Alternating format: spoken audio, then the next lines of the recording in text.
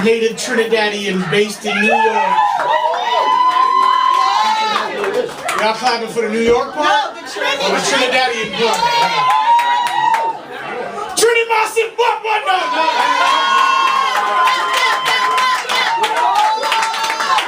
Listen, Ezra, you have anybody that could mail me some Hennessy Pure White from my customs? Let's talk when the thing's over. I lost my connection at the airport down there, and I'm not getting any packages and shit. So, Ezra K. Richards, a native Trinidadian based in New York City, is a spoken word artist, public speaker, writer, and songwriter. As a youth, Ezra pursued professional dancing, acting, and modeling. He switched roles, becoming an All-American and Olympic qualifier for the Trinidadian national track and field team in 2004. This is a diverse portfolio and shit. A songwriter, I'm fast as hell on my feet. He is an alumni of Georgetown University, where he fostered his writing and performance skills. Put your hands together. Welcome to the Inspired Word stage, Ezra K. Richards.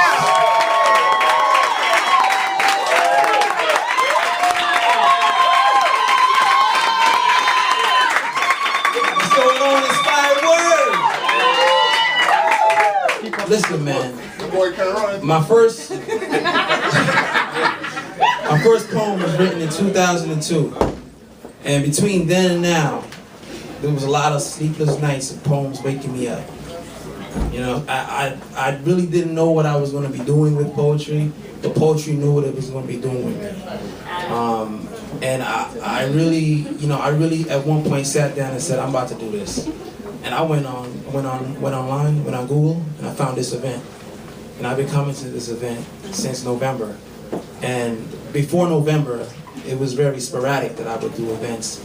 But because of this event, you know, I really found a home. I found a family. Nathan P.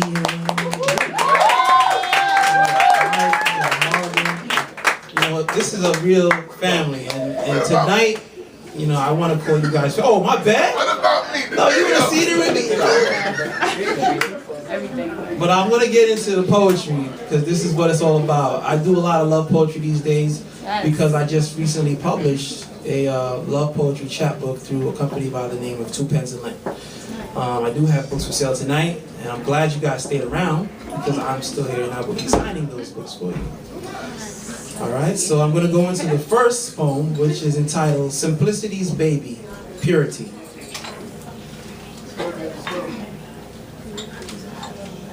She came out all wet and slimy, as all babies always do. You see, her eyes whispered truth, and she cried with all of her newborn life. She seemed so weak, yet so mighty at that time. It made my liver smile. Her certificate of birth read Fiji. Or no, I think it was a country in Africa. Could it be Nigeria? No, Cameroon. Sudan, maybe Kenya. Or was it a Caribbean isle? Trinidad and Tobago? Jamaica? Aruba? Or was it in South America? Argentina? No, Ecuador. Chile near the shore. But wait, was it the Dominican Republic? Or Haiti? Haiti's just next door. Well, St. Kitts sounds right, and so is Alaska. Or was it somewhere south of that U.S. state in Canada? Well, Hawaii also sounds like a true birthplace on where she did grow. So I sit and I wonder, that place, do I truly know? But her name, I know, was Purity. Born from the womb of simplicity. 9 months of growth, 2 hours of pain. She earned her name, Mommy. And she gave suck unto her blessed seed, that homemade lactose honey. She was nourished well, all of her cells swimming in this potent juice. Years and years flew by, until a beautiful woman, Purity, grew. And I met her for the second time on one of my divine journeys. I looked into her huge round brown eyes and felt sweet to calm eternities. And one more thing about those eyes, her cinnamon shaded shell, her curly, swirly wool. And then, ever so gently, it touched me with the warmth of a patiently rising sun, as her stare sent me deeper into these rich aromas of cornucopias I remember. Peace, once upon its time, planted the seeds of her soul. her spirit deep into that land. Oh, blessed utopia. Those seeds once lay hidden and lodged among the soils of Ethiopia.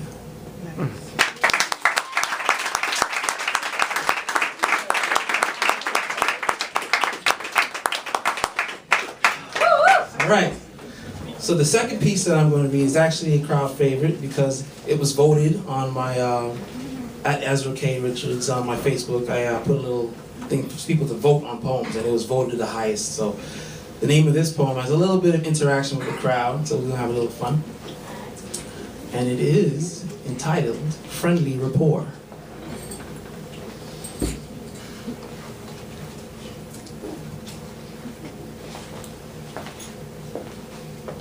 Hey, hi, how you doing? Hugs here and smiles there, but what you don't see are my secret, subtle stares. Hey, hi, how you doing? We're such good friends. Right? Like, But that status is a barrier that I sometimes wish would bend. Hey, hi, how you doing? Yeah, I know you got a man.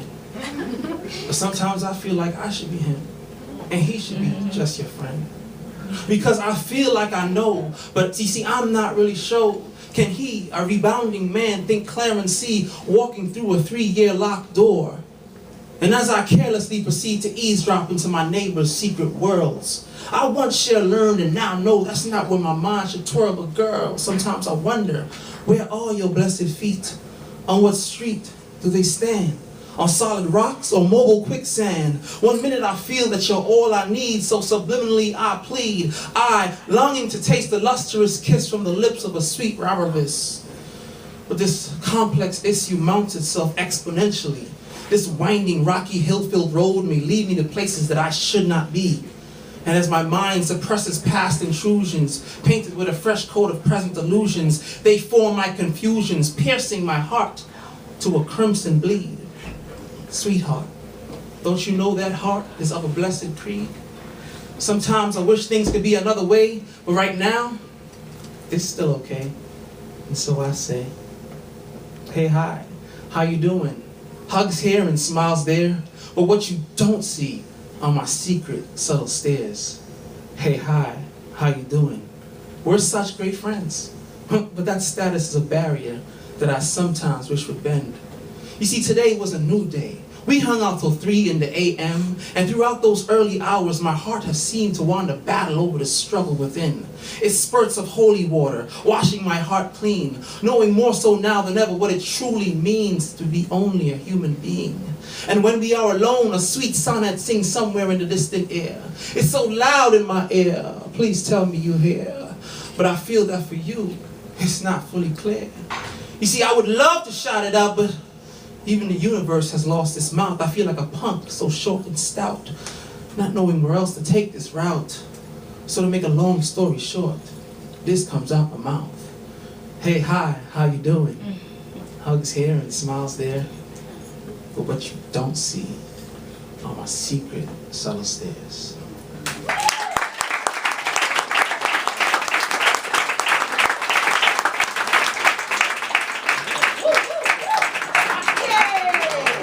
So you guys know I qualified for the Olympics. Did I go?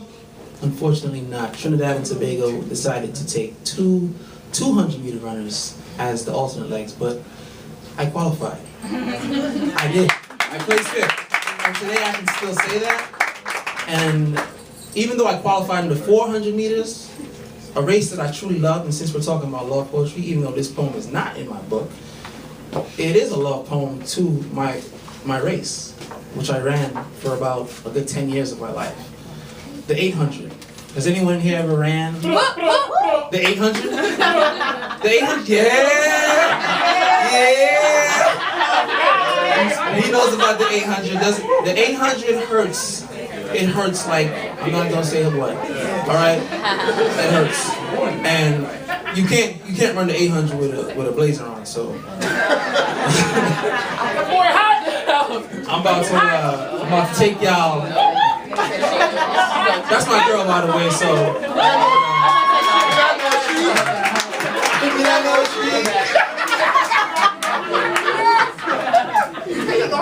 just thought she came out to get you a jacket. Say hello. Since not many people have run the 800, it's not something people usually sign up for. I didn't sign up for it. My coach told me, you know what, you're going to run this race, and I ended up being pretty good at it. So I'm going to take you all through the 800, all right? I'm going to let you know how it feels from the minute you hear that open 8 call, all right? First call, open 8. The muscles on my face fall.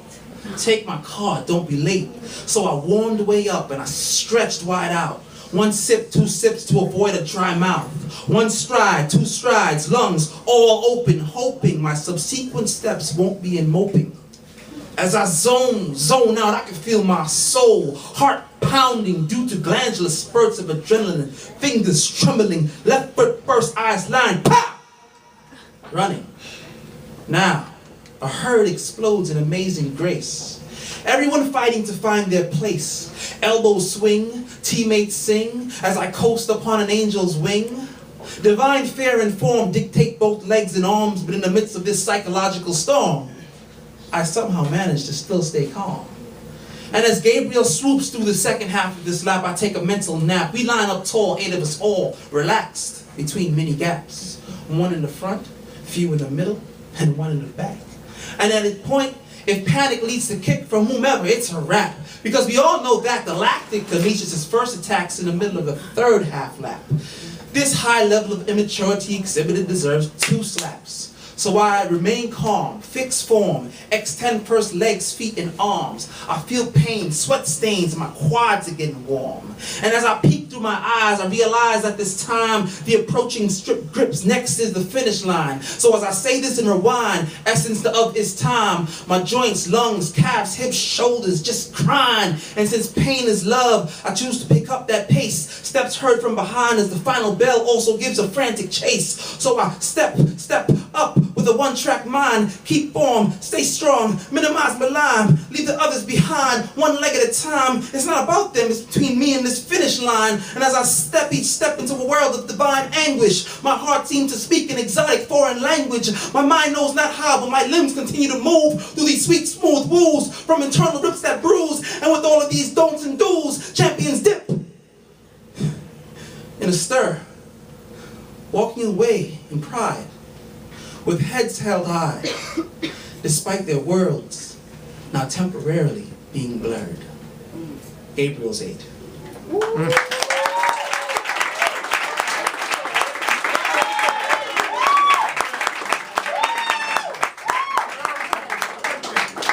right, so thank you, baby. This is Marquita Prescott. She is also the editor of my poetry book. So.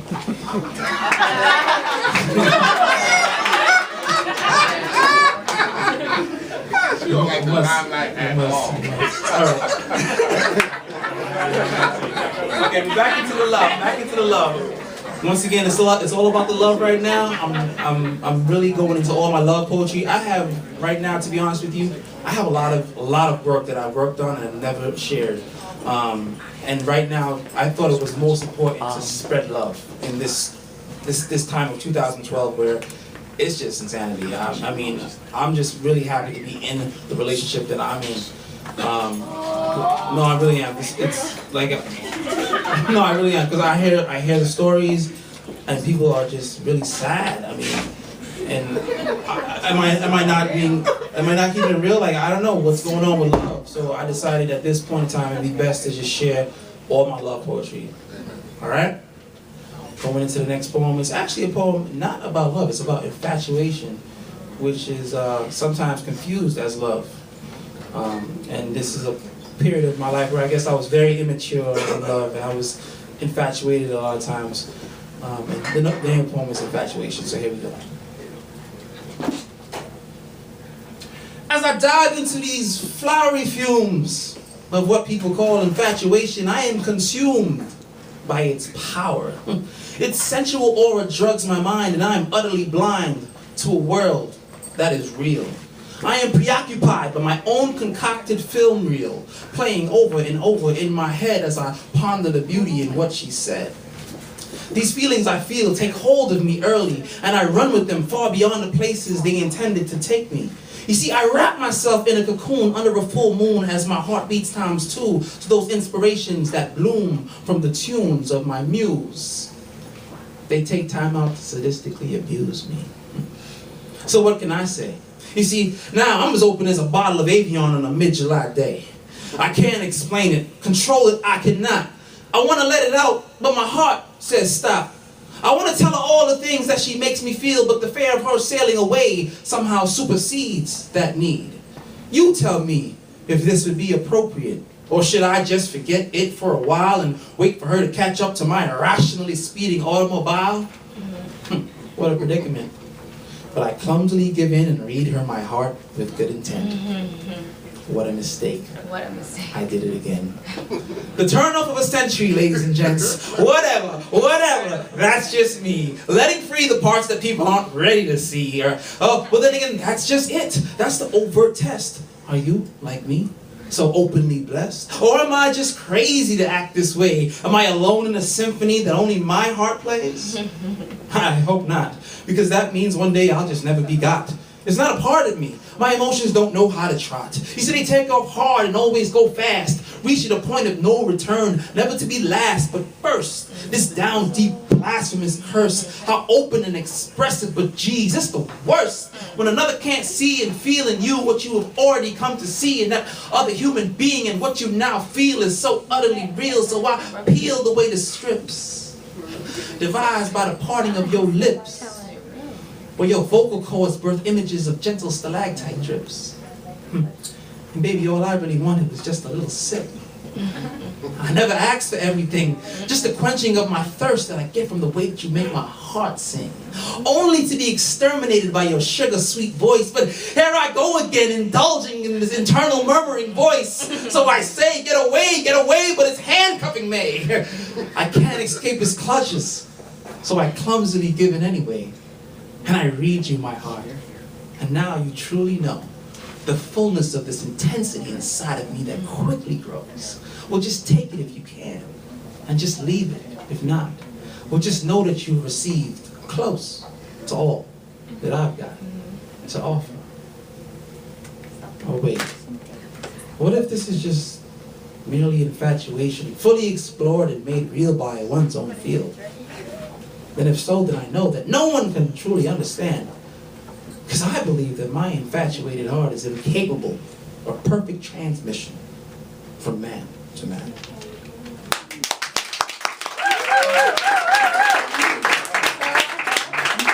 All right, one last piece. Thank you for rocking with me for so long. It's a late night. Let's close out the night. The name of this piece is entitled "Searching for Depth."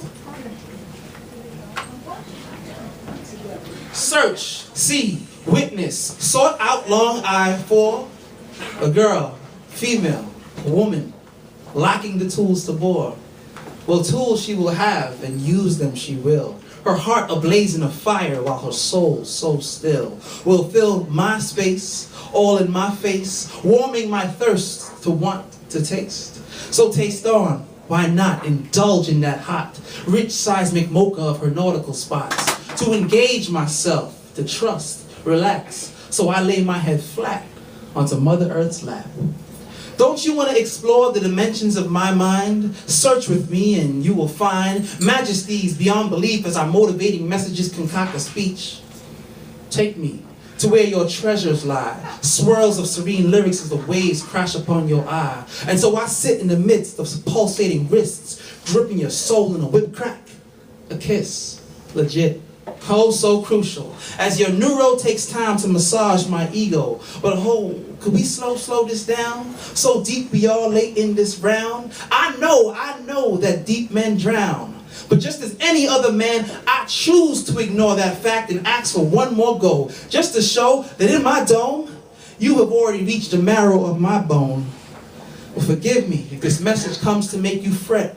I know I gotta smoothen back this bout before you got a jet. In a summary, no. Conclusion? No, that's just Paul. But supernatural interventions that some may call illusions of one's imagination commence to play out their mortally inconceivable role. Yeah, that's it. and they all take pics. Me and you on the first place stand at the Olympics of cranial thickness. And when it comes to fullness of soul, you got a fatty, girl. So go ahead and rock, shock, cock, plop, blow that sweet hold into the right side of my orbital lobe. Swirls of gray driving me insane, rearrange and interchange while I'm left wondering how you got and left your footprints on my brain. Well, just leave them there, because I'll just driftily stare as you stroll from here to there, but nah, don't do that. You're kicking sand into my head. You see, I'd rather you gather those grains from our interchange in a drop box lock that only we see. And don't open lock, close lock just to tease me. Don't do that too, because I'll shift, turn, move from those swift whips, the aromas of PU. Nah, you would not. You see, we maintain the anti-rot, a syrup that boils strong in its fragrance of honeysuckle, ginseng, and lemon dew drops. Traveled I far with you, me, us, ever to reach a pinnacle? Never. I'm so cynical. God engendered this blessed miracle. Sweetness I dribble for that union, that trust, that dynamic song playing so strong throughout our emotional game of cranial ping pong beyond our busts. Never to rusts, motorized by torrential gusts that send us back deeper into this crescent blessed creation for us. And as the waves crash upon our crowns, we formulate inverted frowns. You see, I like the way you get down. You and your flashlight exploring the caverns of my canaliculi. Sounds of purple trumpets accompany your velvet helmet, so thick and so sweet my nose smells it. Well, take care of it, girl. Comb style, groom and judge. Wrap, store, and preserve that ostentatious relic. Soul sits within spirit, so spin me further south as I trip off the words you expel from your mouth.